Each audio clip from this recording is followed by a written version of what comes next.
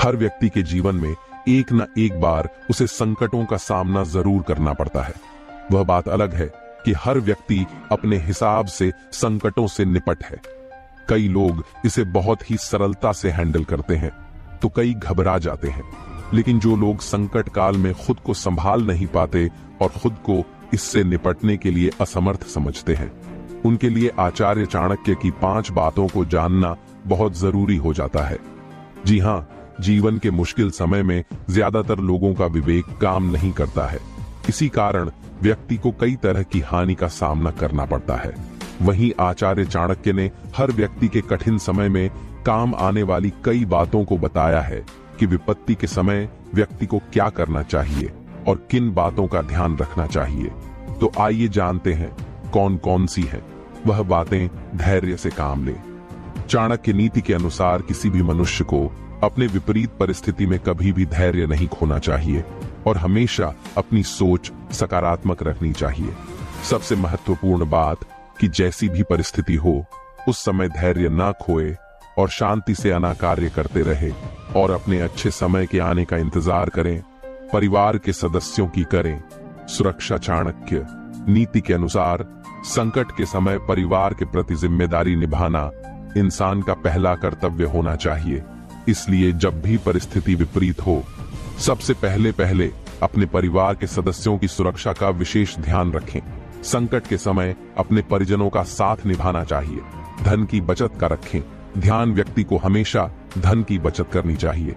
कहा जाता है कि संकट के समय आपका सबसे बड़ा साथी धन ही होता है। जिस व्यक्ति के पास संकट के समय धन का अभाव होता है, उसके लिए संकट से निकल पाना बहुत कठिन हो जाता है। बनाएं ठोस रणनीति। कोई भी व्यक्ति जब संकटों से घिरता है तो उसे एक ठोस रणनीति बनाने की जरूरत होती है, क्योंकि जब आपके पास संकट से बाहर निकलने के लिए एक रणनीति तैयार होती है तो वह समय बहुत ही सरलता से निपट जाता है। साथ ही व्यक्ति एक चरणबद्ध तरीके से कार्य भी करता है। पहले से तैयार रहे, सावधान। आचार्य चाणक्य के अनुसार जब किसी व्यक्ति पर मुसीबतें आती हैं तो उसे बहुत सावधान रहने की जरूरत होती है, क्योंकि संकट के समय उसके पास न तो पर्याप्त अवसर होते हैं और न ही चुनौतियों से निपटने के लिए कोई साधन।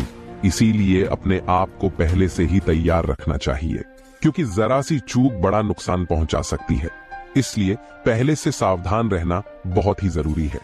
यह 5 लोग कितने भी वफादार हो, धोखा अवश्य देते हैं। दोस्तों, जीवन में कई बार कुछ ऐसे लोगों हमारे जीवन में आते हैं और वफादारी दिखावा करके धोखा दे देते हैं। तो दोस्तों, ध्यान रखें, ये 5 लोग कितने भी वफादार क्यों ना हो, लेकिन ये धोखा अवश्य देते हैं। तो आखिर वे 5 लोग कौन से हैं, आइए समझते हैं। इस कहानी के माध्यम से एक बार माता पार्वती भगवान शिव के पास बैठी थी तो उन्होंने महादेव से पूछा कि प्रभु, इस पृथ्वी पर ऐसे कौन से 5 लोग हैं जो चाहे कितने भी वफादार हो लेकिन धोखा जरूर देते हैं, और जीवन भर साथ कौन निभाता है। फिर भगवान महादेव कहते हैं, हे पार्वती, आज मैं तुम्हें एक ऐसी कहानी सुनाता हूँ जिसे आप समझोगे कि 5 प्रकार के लोग कितने भी वफादार हो मगर धोखा अवश्य देते हैं, और साथ ही यह भी समझोगी कि जीवन भर साथ कौन निभाता है। मगर मैं तुम्हें जो कहानी सुनाने जा रहा हूँ उसको पूरा और मन से सुनना, और 2 ध्यान की बातें भी प्राप्त होगी। फिर माता पार्वती कहती है, प्रभु आप कहानी शुरू कीजिए। मैं आपको वचन देती हूँ कि आप जो भी कहानी सुनाएंगे मैं कहानी को पूरा और मन से सुनूंगी।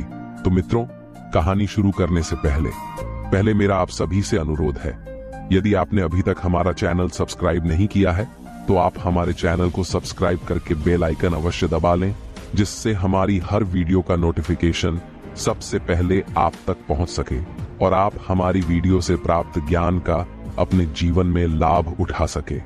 तो चलिए कहानी शुरू करते हैं। भगवान शिव कहते हैं, हे पार्वती, एक बार की बात है, एक राजा और उसका मंत्री दोनों बहुत बड़ी मुश्किल में थे, क्योंकि दोनों के कोई बेटा नहीं था। दोनों की एक ही मुश्किल उन दोनों को एक दूसरे के और करीब ले आई थी। वह दोनों एक दूसरे के साथ खुश रहते थे। दोनों अलग अलग केवल कभी कभार ही रहते थे। जहां राजा रहता था वहीं उसका मंत्री भी रहता था, और जहां पर मंत्री रहता था वहां पर राजा रहता था। वही समय धीरे धीरे गुजरता गया। फिर एक दिन सुबह को राजा और मंत्री दोनों जंगल में शिकार करने के लिए गए। वहां उनको एक साधु मिल गया। उस साधु के पास आग के पास में एक कुकड़ू बैठा हुआ था। राजा और मंत्री को ऐसा लगा जैसे वह पूजा कर रहा है, क्योंकि उन दोनों की तरफ उसने बिल्कुल भी नहीं देखा था। वह साधु को देखकर राजा अपने मंत्री से कहने लगा, चलो चलकर इस साधु से बात करते हैं। हो सकता है कि साधु से मिलने के बाद में हमारा कुछ काम हो जाए। हमारे घर में पुत्र की किलकारियां गूंजने लगे। भगवान शिव कहते हैं, हे पार्वती। इस प्रकार राजा और मंत्री उस साधु से मिलने के लिए उसके पास गए। दोनों ने साधु के सामने बैठकर उनको प्रणाम किया और अपना दुख उस साधु को बताया। वो दोनों साधु से कहने लगे, हम दोनों के कोई संतान नहीं है। सिर को नीचे झुकाए हुए वह साधु कहने लगा, राजा और मंत्री, तुम दोनों दुखी बिल्कुल मत हो। मैं तुम्हें 2 आम देता हूं।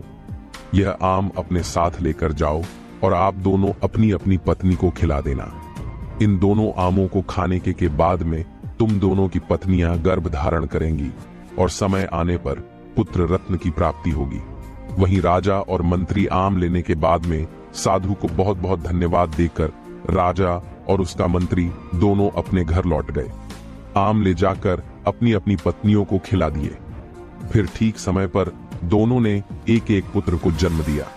भगवान शिव कहते हैं, हे पार्वती, जब दोनों लड़के पैदा हुए तो राजा के घर में और मंत्री के घर में ही नहीं बल्कि सारे राज्य में खुशियां मनाई गई। ब्राह्मणों को बिना नाप तोल के बहुत सारा दान किया, गरीब लोगों को खाना खिलाया, सारे कैदियों छोड़ दिया। उस राज्य में ऐसा पहले कभी किसी ने नहीं देखा था। समय धीरे धीरे गुजरने लगा। वही दोनों घरों में दोनों बच्चों की खास देखभाल की गई। जब वह दोनों बच्चे बहुत छोटे थे तो उनकी देखभाल के लिए कई दासियां रखी जो उनकी देखभाल करती थीं। धीरे धीरे दोनों पुत्र बड़े हो गए। तब उनको गुरुकुल में पढ़ने के लिए भेज दिया गया। समय आने पर राजा और मंत्री का बेटा दोनों शिक्षा और कला दोनों में बहुत ही अच्छे निकले। वहीं जिस प्रकार राजा और मंत्री के बीच में प्रेम था, एक दूसरे के बिना ना कहीं जाते थे और ना एक दूसरे के बिना खाना खाते थे, बस उसी प्रकार राजा और मंत्री की तरह उनके पुत्र भी आपस में एक दूसरे से बहुत प्यार करते थे। वह अक्सर दोनों साथ साथ रहते थे। समय धीरे धीरे गुजरता गया। फिर जब राजा और मंत्री का पुत्र बड़ा हुआ तो एक दिन वह दोनों शिकार खेलने के लिए एक साथ जंगल में गए। वहां पर दोनों कई घंटों तक शिकार की खोज में घूमते रहे। काफी देर बाद राजकुमार बहुत थक गया और उसे प्यास लगी। वे अपने घोड़े से उतर गए और उन्होंने अपने अपने घोड़े को एक पेड़ से बांध दिए। भगवान शिव कहते हैं, हे पार्वती, राजकुमार वहीं घोड़े के पास में बैठ गया और मंत्री का बेटा पानी की खोज में चला गया। उसको जल्दी एक छोटी सी नदी मिल गई। वह राजकुमार की प्यास को तो भूल गया। वह उस नदी के स्रोत को ढूंढने के लिए चला गया। वहीं जब मंत्री का बेटा 1-2 मील आगे निकल गया तो उसको उस नदी का स्रोत मिल गया। वहां उसने एक सुंदर परी को एक शेर के साथ बैठा देखा। मंत्री के बेटे ने देखा कि वह शेर उस परी से डरा हुआ था।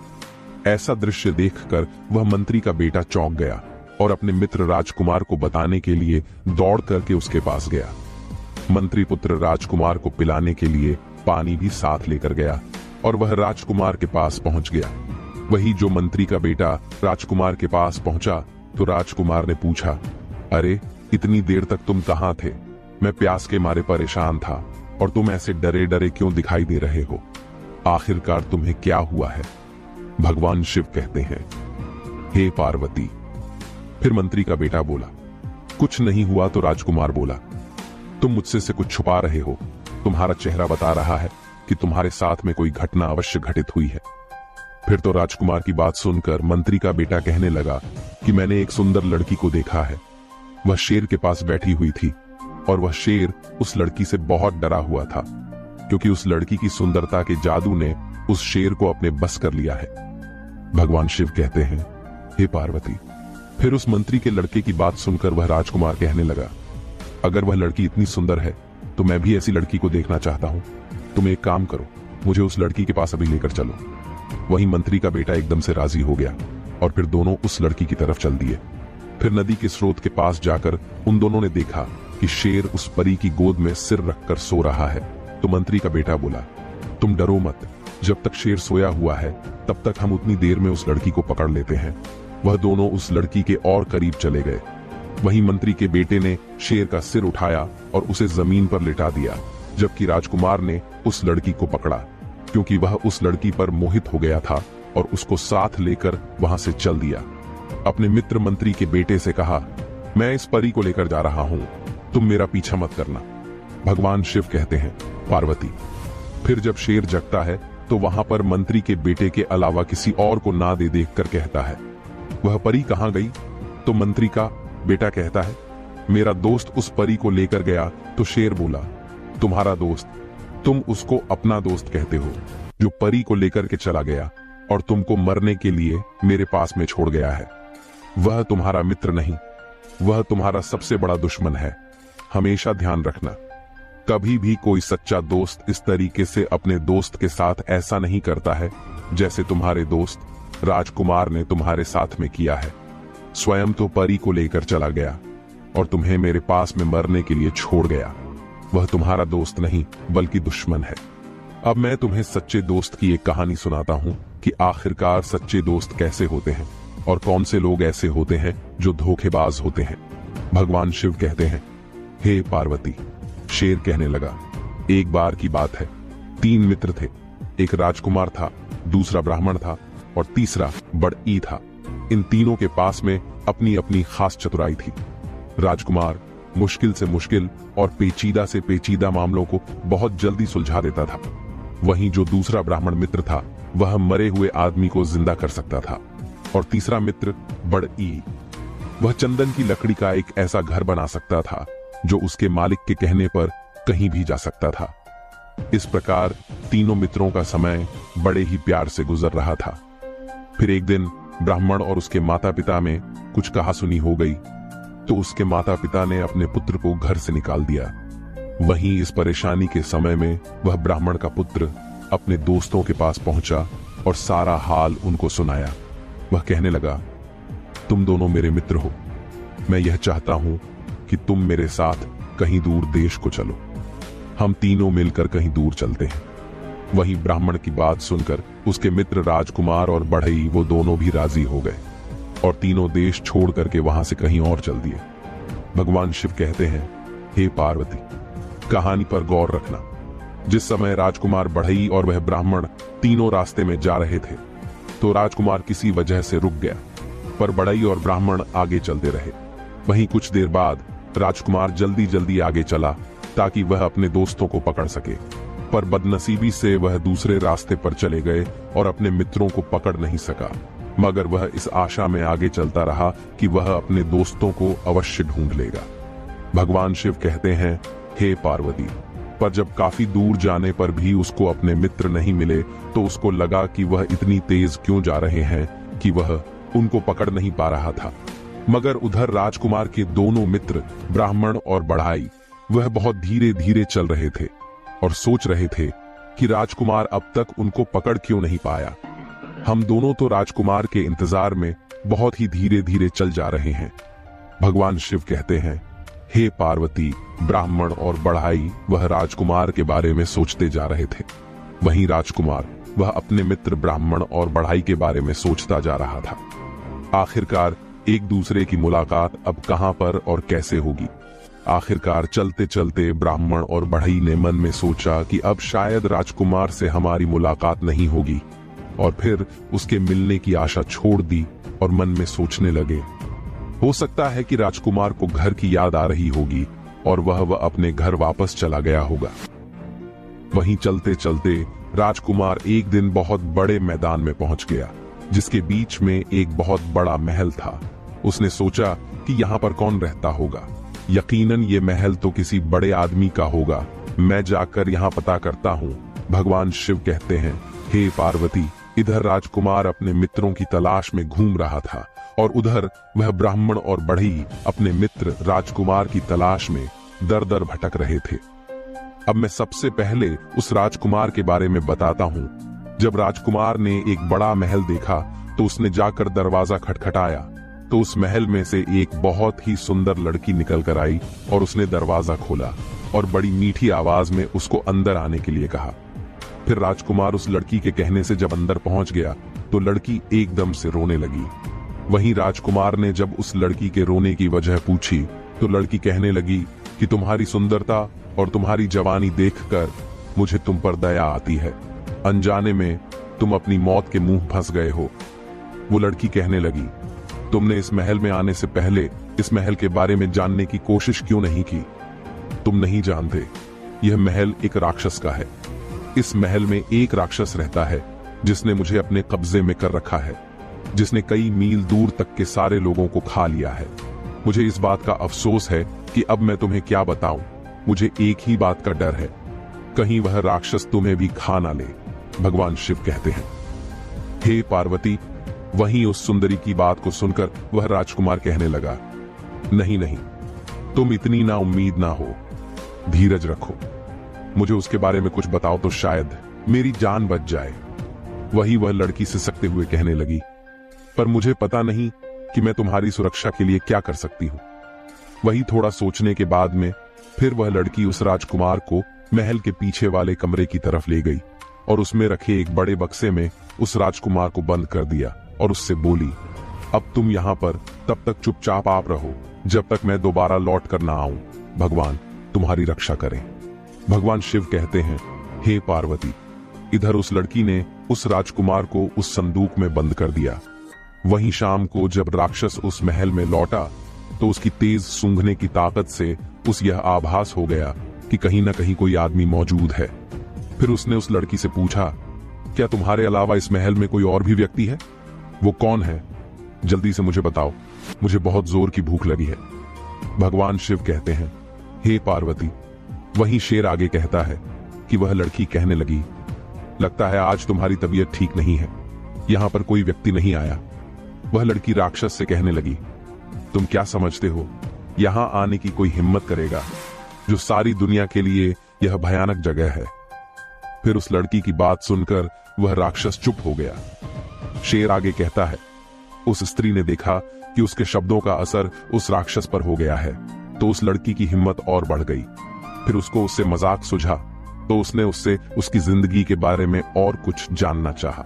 वहीं वह लड़की राक्षस कहने लगी, तुम मुझे रोजाना इस महल में अकेला छोड़ जाते हो और जब तुम चले जाते हो तो मुझे यह भी पता नहीं होता है कि तुम कब वापस लौटोगे। कभी कभी मुझे लगता है कि शायद तुम कभी वापस नहीं लौटोगे और तब मैं सोचती हूँ कि मैं किधर जाऊंगी, मेरा क्या होगा।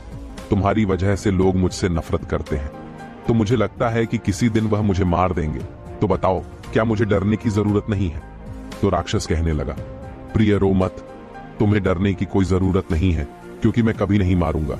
तो वह लड़की कहने लगी, ऐसा कैसे हो सकता है कि तुम कभी नहीं मरोगे या तुम्हें कोई नहीं मार सकता है? तो वह राक्षस अपने गुप्त राज्य को बताते हुए उस लड़की से कहने लगा, देखो, महल के सामने एक खंभा है, मेरे प्राण उस खंभे में बसे हुए हैं। जब तक यह खंभा नहीं टूटेगा तब तक मैं नहीं मर सकता हूँ, मुझे कोई नहीं मार सकता है। पर इस बात को मेरे अलावा कोई नहीं जानता कि मेरे प्राण इस खंभे में हैं। इस खंभे के टूटने से ही मेरी मौत हो सकती है। भगवान शिव कहते हैं, हे पार्वती। शेर आगे कहता है, जब अगली सुबह होती है और जब राक्षस महल से बाहर चला जाता है तो वह लड़की उस राजकुमार को संदूक से आजाद कर देती है और उस राक्षस की गुप्त बात उस राजकुमार को बता देती है कि इस राक्षस को मारने का तरीका का एक ही है कि तुम जल्दी से इस खंभे को तोड़ दो, क्योंकि उस राक्षस के प्राण इस खंभे में बसे हुए हैं। यदि यह खंभा टूट जाएगा तो राक्षस की मृत्यु तुरंत हो जाएगी और तुम और हम दोनों फिर आजाद हो जाएंगे। वहीं उस लड़की की बात सुनकर राजकुमार बहुत खुश हुआ और बोला, तुम चिंता मत करो, यह बहुत ही अच्छा समय है। जब राक्षस बाहर गया हुआ है, मैं खंभे को तोड़ देता हूँ और उस राक्षस को अभी मार देता हूँ। फिर राजकुमार खय के पास गया और उसने खंभे को मार मार कर तोड़ दिया। जब तक उस खंभे के सैकड़ों टुकड़े नहीं हुए तब तक वह शांति से नहीं बैठा। ऐसा लग रहा था कि राजकुमार की हर चोट सीधी राक्षस पर पड़ रही थी, क्योंकि जैसे ही खंभे को मारता था वह राक्षस बहुत जोर से चिल्लाता था। वही जब खंभा टूटकर गिर गया तो राक्षस भी मर गया। अब राजकुमार उस लड़की के साथ उस महल में रहने लगा। वहीं आसपास के लोगों ने उस राजकुमार का धन्यवाद किया क्योंकि उसने राक्षस को मार दिया था। फिर उसके बाद में उस देश में शांति और खुशहाली छा गई क्योंकि राक्षस मर चुका था और आसपास की जमीन में फिर से खेती होने लगी। गांव बसने लगे।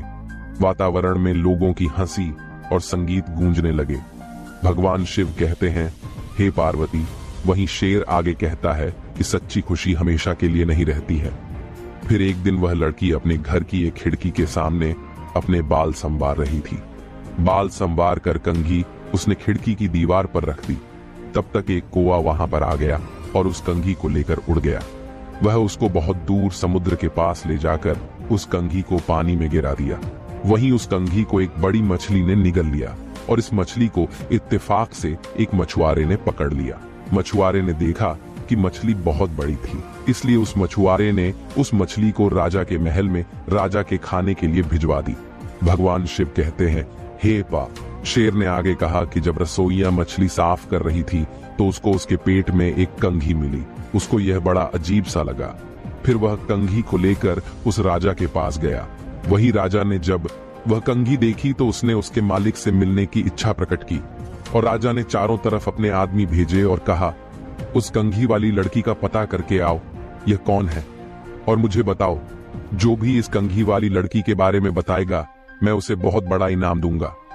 भगवान शिव कहते हैं, पार्वती। शेर आगे कहता है कि कुछ समय बाद में एक स्त्री मिली जिसने कहा कि वह उस कंघी को पहचानती है और उसने यह भी वादा किया कि वह उस कंघी की मालकिन से राजा को मिलवा देगी, क्योंकि वह स्त्री उस राजकुमार की पत्नी के बारे में जानती थी कि ऐसी कंघी उस राजकुमार की पत्नी इस्तेमाल करती है।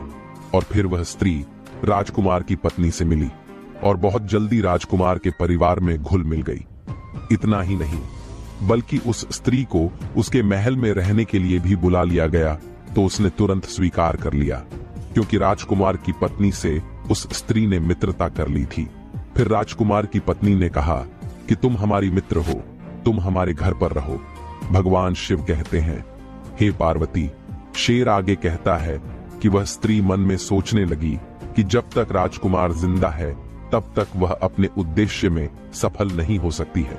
फिर उसने राजकुमार को जहर दे दिया और वैद्य को रिश्वत देकर उसकी पत्नी से यह कहलवान की मृत्यु हो गई है। वहीं राजकुमार की पत्नी तो राजकुमार की मौत पर बहुत दुखी हुई और बहुत रोई। उसके इतना दुखी होने पर लोगों को लगा कि अब तो यह मर ही जाएगी, पर उसने उसकी लाश को नहीं छोड़ा। उसने उसको एक मजबूत बक्से में बंद करके अपने कमरे में रख लिया और उस लाश के सहारे रहने लगी। भगवान शिव कहते हैं, हे पार्वती। एक दिन उस राजकुमारी को एक बात याद आती है जो उसके पति राजकुमार ने उसे बताई थी। उसने कहा था कि मेरे 2 मित्र ऐसे हैं जिनकी मैं खोज कर रहा था। आज मैं तुम्हें के बारे में बताता हूं कि मेरे दोनों मित्रों के अंदर एक ऐसी कला है कि एक मित्र तो ऐसा है कि मरे हुए व्यक्ति को जीवित कर सकता है और दूसरा मित्र ऐसा है, वह ऐसा मकान बना सकता है जिसको आज्ञा देते ही वह कहीं भी उनके साथ जा सकता है। भगवान शिव कहते हैं, हे पार्वती। वही शेर आगे कहता है, फिर तो उस राजकुमारी को आशा जगने लगी और मन में सोचने लगी कि मैं अपने पति राजकुमार के उन दोनों मित्र जो ब्राह्मण और बढ़ई को अवश्य ढूंढ के रहूंगी, जिससे मेरे पति को वह जिंदा कर सके। और फिर वहां से वह राजकुमारी अपने पति राजकुमार के दोनों मित्र ब्राह्मण और बढ़ई को ढूंढने के लिए वहां से निकल पड़ती हैं। राजा द्वारा भेजी गई स्त्री को जैसे ही मौका मिलता है वह उस राजकुमारी से कहने लगती है, तुम इस महल को छोड़ दो और हमारे साथ चलो। तुम्हारी सब समस्या का समाधान हो जाएगा और तुम्हें शांति मिलेगी। फिर तो राजा के द्वारा भेजी हुई स्त्री की बात सुनकर राजकुमारी उसकी बात मान ले है। वह राजी हो जाती है और उसके साथ चली जाती है। भगवान शिव कहते हैं, हे पार्वती। अपने घर आते ही राजा के द्वारा भेजी हुई स्त्री ने राजा को खबर भिजवा दी कि वह अपने उद्देश्य में सफल हो गई है। फिर राजा उस राजकुमारी से मिलने के लिए आया और उस राजकुमारी को जबरदस्ती अपने महल में ले गया और उस राजकुमारी से राजा ने प्रार्थना की कि वह उसके साथ में उसकी रानी बनकर रहे। वहीं राजा की बात सुनकर उस लड़की ने कहा कि मैं तुम्हारे साथ शादी तो कर लूंगी, पर मुझे 6 महीने का समय चाहिए, क्योंकि मुझे पंडित ने ऐसा कहा है कि 6 महीने से पहले तुम्हारे लिए शादी करना अशुभ है। इसीलिए आप मुझे 6 महीने का समय दे दो, उसके बाद में मैं तुम्हारी रानी बनकर रहूंगी। वहीं राजा उस राजकुमारी की बात सुनकर बहुत खुश होता है और उस दिन का इंतजार करने लगता है कि 6 महीने पूरे हो जाएं। और वह राजकुमारी को अपनी रानी बनाकर अपने महल में रख सके। भगवान शिव कहते हैं, हे पार्वती, उस राजकुमारी के लिए एक छोटा सा महल सड़क के किनारे बनवा दिया। वहीं इस महल में वह राजकुमारी अकेली रहती थी। इसी बीच वह राजकुमारी भगवान से हमेशा प्रार्थना करती थी कि उसके पति राजकुमार, जिसकी मृत्यु हो गई थी और उसकी लाश को उसने संदूक के अंदर बंद कर दिया था, उसके 2 मित्र थे, एक बढ़ई और एक ब्राह्मण। भगवान से हर रोज यही प्रार्थना करती थी कि मेरे पति राजकुमार के दोनों मित्र ब्राह्मण और बढ़ई से उसकी मुलाकात हो जाए, जिससे वह अपने पति के मित्रों द्वारा अपने पति राजकुमार को जीवित कर सके और राजा से शादी करने से बच जाए। भगवान शिव कहते हैं, हे पार्वती, शेर आगे कहता है, फिर वह राजकुमारी हर जगह पर पूछताछ करती थी कि उसके पति के दोनों मित्र किसी ने देखे हो, और हमेशा अपनी निगाहें महल की खिड़की पर ही रखती थी ताकि उसके पति के दोनों मित्र ब्राह्मण और बढ़ई यदि कभी उस रास्ते से होकर गुजरे तो उसकी मुलाकात हो जाए। वही समय धीरे धीरे गुजरता गया और 6 महीने पूरे होने में भी कुछ ही दिन बाकी रह गए। तभी एक दिन उस राजकुमारी ने 2 आदमी अपने घर की तरफ आते हुए देखे और उनसे पूछा कि आप लोग कौन हैं और कहां से आए हैं। तो वह दोनों व्यक्ति कहने लगे, हम लोग यात्री हैं और काफी यात्रा करने के बाद यहां तक पहुंचे हैं। हम तुम्हें अपनी पीड़ा क्या बताएं। हमारा एक मित्र राजकुमार था जो कहीं पर खो गया है। हम दोनों उसी को ढूंढते घूम रहे हैं। फिर तो वह राजकुमारी कहने लगी, आप दोनों अंदर आइए, थोड़ा आराम कीजिए, फिर मुझे अपने खोए हुए दोस्त के बारे में कुछ बताइए, शायद मैं आपके खोए हुए मित्र को ढूंढने में आपकी कुछ सहायता कर सकूं। भगवान शिव कहते हैं, हे पार्वती। फिर वह शेर आगे कहता है, उस राजकुमारी की बात को सुनकर वह ब्राह्मण और बढ़ई दोनों महल के अंदर चले गए और उन दोनों मित्रों ने अपने मित्र राजकुमार के बारे में उस राजकुमारी को सारी कहानी सुनाई। तो वह समझ गई कि यह दोनों यात्री मेरे पति के मित्र हैं, जिनमें से एक ब्राह्मण है और दूसरा बढ़ई है। फिर वह राजकुमारी भगवान को धन्यवाद करने लगी और उस ब्राह्मण और बड़ी से कहने लगी कि मुझे अफसोस है कि तुम्हारा मित्र राजकुमार अब इस दुनिया में नहीं है, वह तो मर चुका है। फिर उस राजकुमारी की बात सुनकर वह ब्राह्मण कहने लगा, आप उसकी चिंता ना करें, मैं अपने मित्र राजकुमार को जिंदा कर दूंगा। भगवान का लाख लाख धन्यवाद है कि उसने आपके पास में हमें ठीक स्थान पर पहुंचा दिया। भगवान आपकी हर इच्छा पूरी करें। अब आप हमें केवल हमारे मित्र राजकुमार का शरीर दिखा दीजिए, जिसको ढूंढने के लिए हम कई वर्षों से भटक रहे हैं। भगवान शिव कहते हैं, हे पार्वती। शेर आगे कहता है कि ब्राह्मण और बढ़ई की बात को सुनकर कि वह लड़की कहने लगी कि हमको बड़ी सावधानी से काम लेना है। इस देश के राजा को मुझसे बहुत प्यार हो गया है। मेरी प्रार्थना पर वह शादी के लिए 6 महीने तक मेरा इंतजार करेगा और 6 महीने पूरे होने वाले हैं और 6 महीने पूरे होते ही वह मुझको यहाँ से ले जाएगा। हम लोगों को बहुत ही सावधानी से काम करना है, क्योंकि राजा ने मेरे चारों तरफ बहुत सारा पहरा लगा रखा है, क्योंकि इस महल के अंदर कोई नहीं आता है। मैं अकेली रहती हूँ और जो कुछ भी यहाँ पर होता है ये पहरेदार जाकर राजा को सब बता देते हैं। मुझे पूरा यकीन है कि आप दोनों का यहाँ होना भी राजा को पता चल गया होगा, इसीलिए बहुत ही सावधानी से काम करना है, अन्यथा मैं तुम दोनों की मुलाकात तुम्हारे मित्र राजकुमार के मरे हुए शरीर से नहीं करवा पाऊंगी। राजकुमारी उन दोनों मित्रों से कहने लगी, अब हमें यह सोचना है कि इस महल से बाहर कैसे निकले। तो बढ़ई कहने लगा, आप चिंता मत कीजिए, अगर आप मुझे जरा चंदन की लकड़ी का टुकड़ा लाकर दो तो मैं उससे एक ऐसा महल बना दूंगा जो उसके मालिक की इच्छा पर कहीं भी उड़कर जा सकेगा। फिर उस बढ़ई की बात सुनकर वह राजकुमारी कहने लगी, ठीक है, मैं देखती हूँ। इस समय उस लड़की ने एक दूत को राजा के महल की तरफ एक संदेश लेकर भेजा और कहा, मैंने आपसे शादी करने का फैसला किया है। हमारी शादी का दिन पास आ रहा है। यदि आप मुझसे खुश हैं तो आप मेरे लिए 300 मण चंदन की लकड़ी भिजवा दें।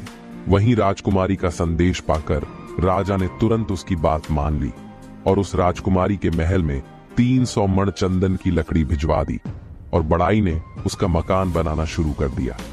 जब मकान बनकर तैयार हो गया तो लड़की ने राजा को एक और संदेश भेजा। उसमें बताया कि राजा, हमारी शादी का दिन अब पास आ रहा है। तो आप मेरी भाभी और ननद को यहाँ तुरंत आने की इजाजत दें। मैं अपनी शादी के बारे में अपनी भाभी और ननद से कुछ सलाह लेना चाहती हूँ। राजकुमारी की प्रार्थना मान ली और जैसे ही वह दोनों स्त्रियां उस लड़की के पास में चंदन के मकान में पहुंची, वैसे ही बढ़ाई ने उस मकान को राक्षस के मकान के पास जाने के लिए कहा तो मकान उड़कर उस राक्षस के महल के पास पहुंच गया, जहां पर बंद संदूक में राजकुमार का मृतक शरीर सुरक्षित था। भगवान शिव कहते हैं, हे पार्वती। शेर आगे कहता है कि जैसे ही राजकुमारी ब्राह्मण को राजकुमार की लाश के पास ले गई और ब्राह्मण ने जैसे ही अपने मित्र की लाश को छुआ, वैसे ही वह राजकुमार जिंदा हो गया और फिर सब लोगों में खुशी की लहर दौड़ गई। वहीं राजकुमार की शादी उस राजकुमारी से कर दी गई। बाद में पता चला कि वह तो उस समय के एक बहुत बड़े ताकतवर राजा की बेटी थी। वहीं राजकुमार के दोनों मित्र बड़ और ब्राह्मण उनकी शादी भी राजकुमारी की ननंद और भाभी से करवा दी। इस प्रकार सभी लोग राक्षस के महल में बहुत दिनों तक खुशी खुशी रहने लगे। फिर अंत में शेर ने अपनी कहानी खत्म करते हुए मंत्री के बेटे से कहा, जैसे वह ब्राह्मण और बढ़ई उस राजकुमार के मित्र थे, वैसे ही सच्चे मित्र हो हैं। और तुम अपने साथी राजकुमार की तो बात मत करो, जो खुद तो परी को लेकर चला गया और तुमको मेरे पास में मरने के लिए छोड़ गया। वहीं शेर अंत में उस मंत्री के बेटे से कहने लगा, हमेशा जीवन में ध्यान रखना, इस संसार में 5 प्रकार के ऐसे मित्र भी होते हैं जो वफादार होते हुए भी धोखा अवश्य देते हैं। फिर वह मंत्री पूछने लगा, आप मुझे अवश्य बताइए, ऐसे कौन से 5 मित्र होते हैं जो वफादार होने पर भी धोखा अवश्य देते हैं?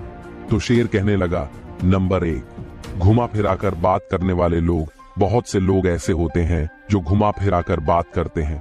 ऐसे लोगों के मन में चोर होता है। ऐसे लोगों पर भरोसा करना आपको मुश्किल में डाल सकता है, इसलिए ऐसे मित्रों से हमेशा दूरी बनाकर रखनी चाहिए। नंबर 2, बहानेबाज लोग। कुछ लोग ऐसे होते हैं जो खुद का काम निकलने के बाद आपको नजरअंदाज कर देते हैं। जैसे आपका मित्र उस परी को लेकर चला गया और आपको नजरअंदाज कर दिया। ऐसे लोगों से जब आप मदद मांगते हैं और उम्मीद करते हैं तो ऐसे मित्र हमेशा धोखा देते हैं। ऐसे लोगों से हमेशा पीछा छुड़ाने में ही भलाई है। ऐसे मित्रों से हमेशा बचकर रहना चाहिए। नंबर 3, समय पर काम आने वाले लोग। व्यक्ति को जब सबसे ज्यादा मित्र की जरूरत होती है और तब वह मित्र आपका साथ ना दे तो समझ लो वह आपका शुभ चिंतक नहीं है और ऐसा मित्र कभी भी आपको मुसीबत में डाल सकता है। ऐसा मित्र हमेशा केवल अपने बारे में सोचता है, जैसा कि आपका मित्र राजकुमार ने सोचा। इसीलिए समझदारी इसी में है कि ऐसे मित्रों से दूरी बनाकर रखनी चाहिए जो समय पर काम ना आए। नंबर 4, झूठ बोलने वाले लोग। झूठ बोलने वाला व्यक्ति अक्सर अपने मुंह को छुपाता है, आंखों में आंखें डालकर बात नहीं करता है, और जब आप उसकी आंखों में आंखें डालकर बात करते हैं तो उसकी आंखों के अंदर गहराई रहती है। ऐसा लगता है जैसे किसी लंबी सोच में हो और बात बनाने की कोशिश कर रहा हो। और जो व्यक्ति झूठ बोलता है वह अपनी नाक को बार बार छूता है और अपने चेहरे को हाथों से लगाए रहता है। जो व्यक्ति झूठ बोलता है उसकी आवाज में बदलाव आ जाता है। जो व्यक्ति झूठ बोलता है उसके चेहरे और हाथ पर पसीना आ जाता है। यदि कभी भी मित्र के अंदर झूठ बोलने वाला लक्षण होता है तो हमेशा ऐसे मित्र से दूरी बनाकर रखनी चाहिए। नंबर 5, स्वार्थी लोग। जो मित्र स्वार्थी होते हैं वो अपना थोड़ा सा भी वक्त आपके ऊपर खराब नहीं करना चाहते हैं। उन्हें बस अपने काम से मतलब होता है और अपना काम निकलते ही यह आपसे किनारा करने लगते हैं।